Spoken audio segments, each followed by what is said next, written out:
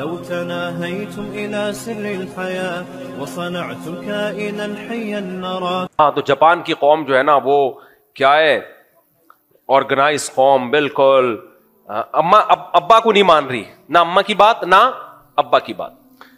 ایک آدمی ہے جو نہ ابا کی مانتا ہے نہ اما کی مانتا ہے, لیکن صبح نہا دھو کے جاتا ہے, بل جمع کرانے میں لائن میں لگا ہوگا, ٹریفک کے قوانین کو فالو کر رہا ہے, گھر میں آ رہا ہے, ابا کہہ رہے ہیں بیٹا کچھ میری بھی خدمت کر لو, میں نے تمہیں پال پوس کے بڑا کیا ہے, کچھ تھوڑا سا میرے پاؤں دبا دو, کچھ سر میں مالش کر دو.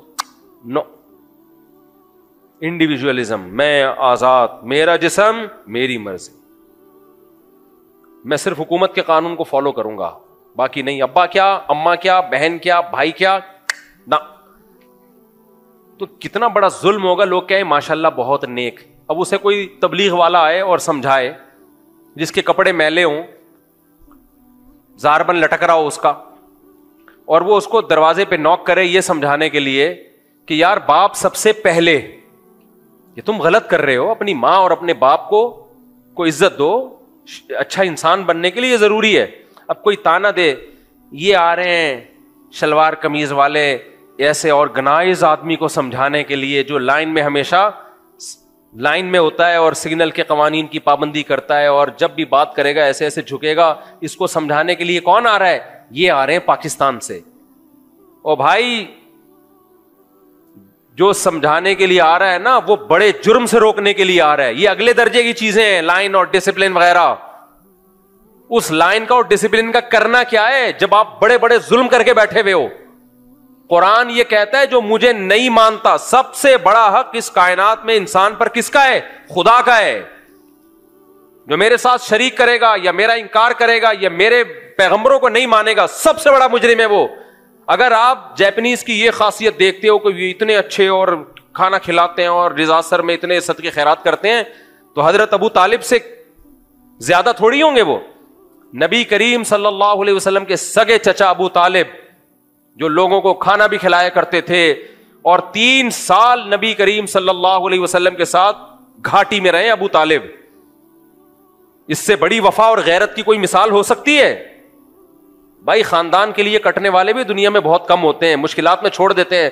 حضرت ابو طالب کے پاس موقع تھا کہ 3 سال اس قحط میں رہنے کے بجائے اپنے بھتیجے کو چھوڑ دیتے اور قریش کا ساتھ دیتے. انہوں نے کہا نہ خونی رشتوں کو نبھاؤں گا میں. جب ساتھ دینے کا وعدہ کیا ہے تو زبان کے پکے تھے ابو طالب. انہوں نے کہا جب ساتھ دینے کا وعدہ کیا ہے تو جینا بھی محمد صلی اللہ علیہ وسلم کے ساتھ اور مرنا بھی محمد صلی اللہ علیہ وسلم کے ساتھ. اس سے بڑی غیرت کی کوئی مثال مل سکتی ہے؟ لیکن صحیح مسلم کی حدیث ہے, حضرت عائشہ کو نبی نے کیا فرمایا؟ ابو طالب کی یہ نیکیاں ان کو آخرت کے عذاب سے نہیں بچا سکتی. کیوں؟ کہ پیغمبر سے زیادہ حق, اپنے بھتیجے سے زیادہ حق کس کا تھا؟ اللہ کا, خدا کا, جس نے بنایا. اللہ کے ساتھ شرک کیا, اللہ کے حق کو ٹھکرایا.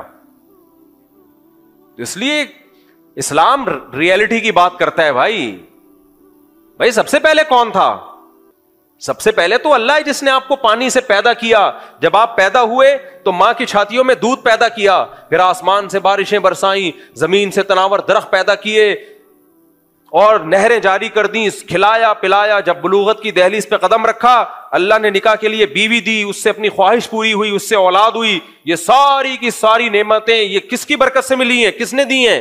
خدا نے دی ہیں. تو نبی نے فرمایا کہ انہوں نے اللہ کو یاد نہیں کیا, اور یہ نہیں کہا لا تخزنی یوم یبعثون, کہ اللہ قیامت کے دن مجھے رسوا مت کرنا. قیامت کا اس طرح سے ایمان نہیں تھا جس طرح اللہ نے ایمان رکھنے کا حکم دیا.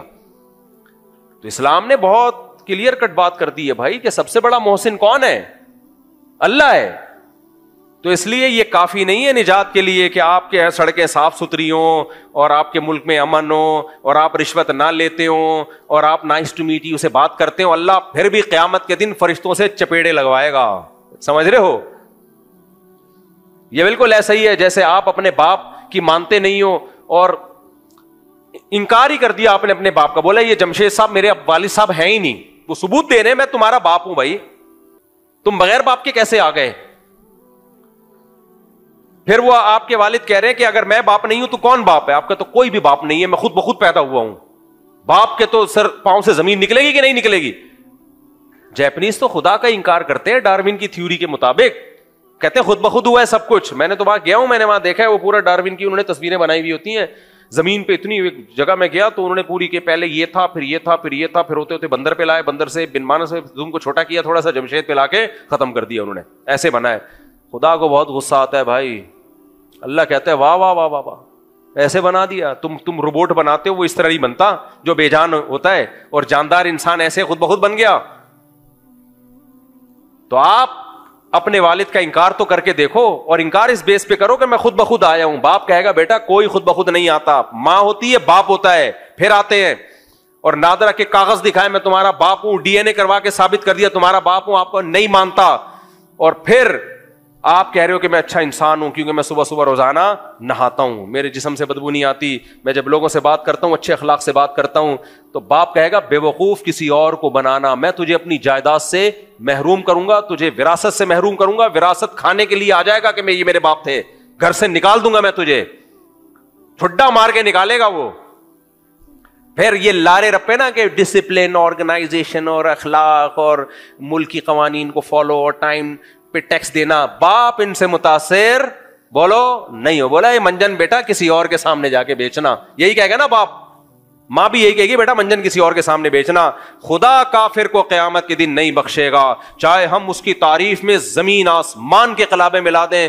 اللہ نے کہہ دیا کہ حتی یلج الجمل فی سم الخیاط, کافر پر میں نے جنت کو ایسے حرام کیا ہے اور جہنم کو ایسے واجب کیا ہے جیسے اونٹ سوئی کے ناکے میں داخل نہیں ہو سکتا, امپاسبل.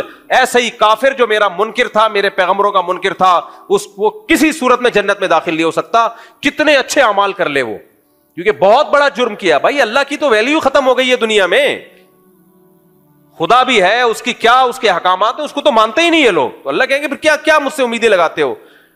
اس لیے میرے بھائی یہ جو میں امن و امان ہوتا ہے نا, بعض بڑی طاقتیں جن میں بہت ڈسپلن, امن و امان, تو ہمارا نام نہاد لبرل طبقہ بڑی تعریفیں کرتا ہے, کہہ رہے یہ اسلامی ملکوں کا حال دیکھو, غربت, کرپشن, ٹارگٹ کلنگ, اور وہ دیکھو کیسی ترقی کی ان لوگوں نے, ان کے ملک میں امن دیکھو, اور سڑکیں میں بھی یہ دیکھ کر آتا ہوں, وہ زبردست سڑکیں, گٹر ہی نہیں ہے تو ڈھکن کا تو تصور ہی ختم, زبردست. لیکن ایک بات یاد رکھو, ڈاکو کے گھر میں ہمیشہ امن ہوتا ہے. ڈاکو کا جو اپنا گھر ہے وہ جھونپڑا نہیں ہوتا, وہ شیش محل ہوتا ہے, لگژری, اس میں باتھ روم بڑے. ہمارے جو ہمارا کچن ان کے باتھ روم سے زیادہ گندا ہوتا ہے. وہ میں نے ایک واقعہ سنایا تھا نا, ایک آدمی نے کسی کو رشتے کا انکار کیا, بولا تمہاری جو دکان ہے نا, ہمارے باتھ روم اس سے بڑے ہوتے ہیں. تو خیر, تو وہ جو ڈاکو ہوتے ہیں نا بڑے بڑے, آپ ان کے گھر جا کے دیکھو, جو بڑے بڑے اسمگلر ہیں, بڑے بڑے ڈاکو ہیں, آپ ان کے گھر جا کے دیکھو, ایسے لگژری اور امن, کسی کو اونچی آواز سے بات کرنے کی اجازت نہیں ہے.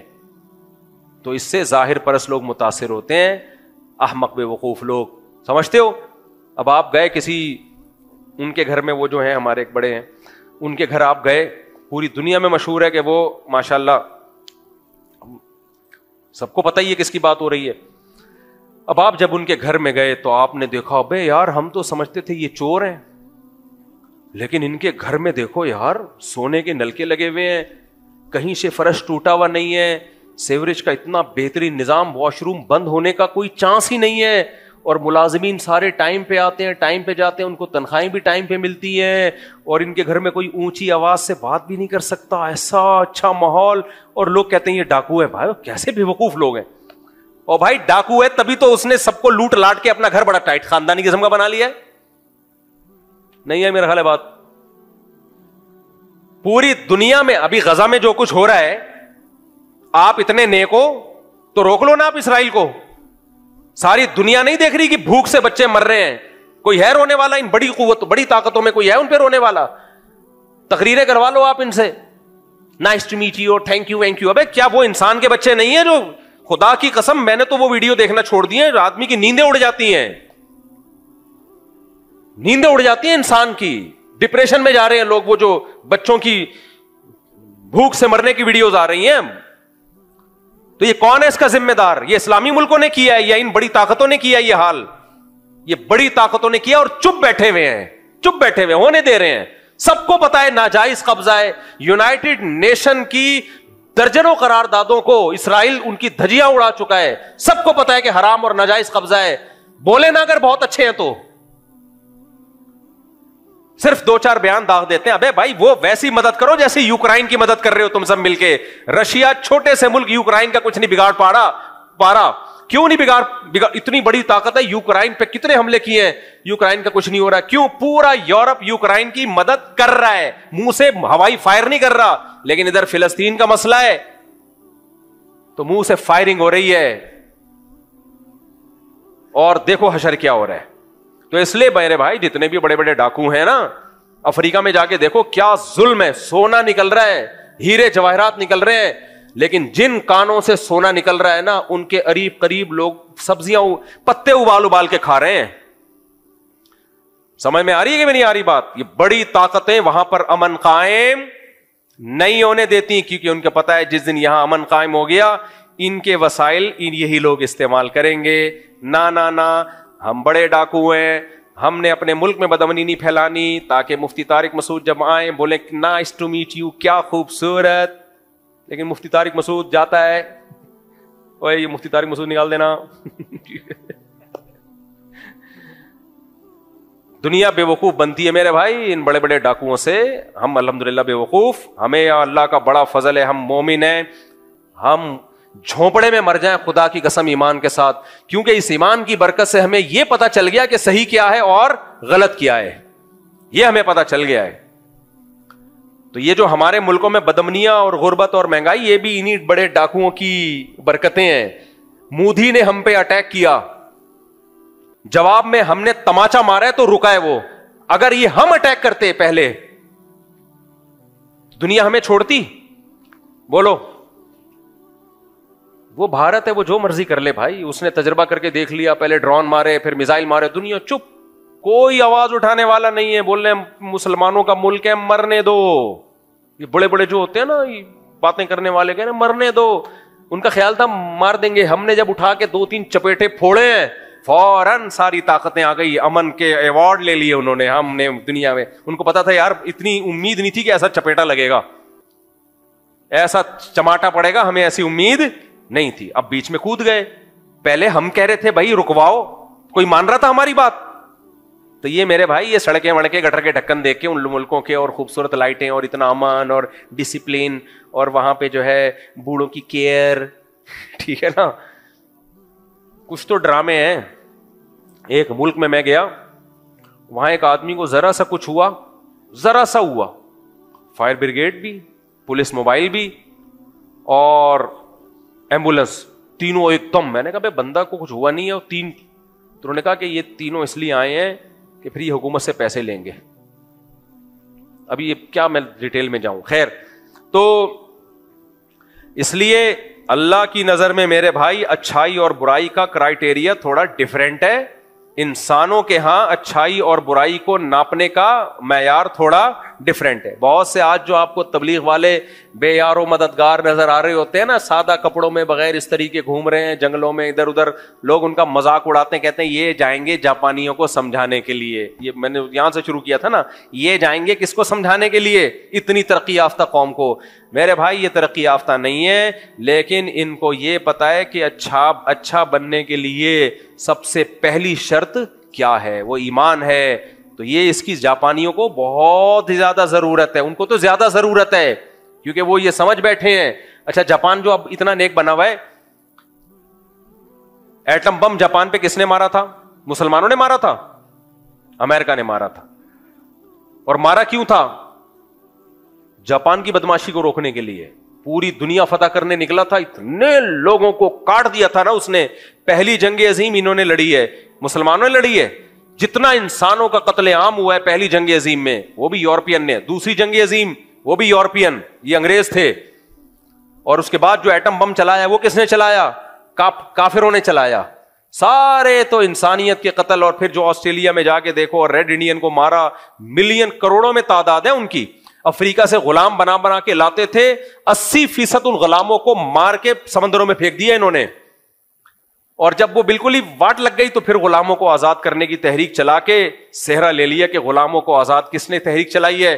ہم نے چلائی ہے, یہ سیرا ہمارے کندھوں پہ ہے, تو غلام بنایا بھی تو تم ہی نے تھا. اس لیے میرے بھائی کبھی بھی ظاہر پرست مت بنو, کبھی بھی ظاہر پرست مت بنو. جب بھی کسی چیز کی تحقیق کرنی ہو نا, اس کی ڈیپ میں جا کے تحقیق کیا کرو, تو اسلام کا پلڑا تمہیں ہر جگہ کیا نظر آئے گا, بھاری نظر آئے گا. تو اللہ نے بتا دیا کہ تمہارے جو باڈی ہے اس قابل نہیں ہے کہ اسے جنت ملے. اعمال کی زینت اختیار کرو گے تو جنتی بنو گے, اعمال نہیں ہے تو جنت کی امیدیں لگانا چھوڑ دو. اللہ تعالیٰ سمجھنے کی, عمل کی توفیق عطا فرمائے. ہوا و حرص والا دل بدل دے, میرا غفلت میں ڈوبا دل بدل دے.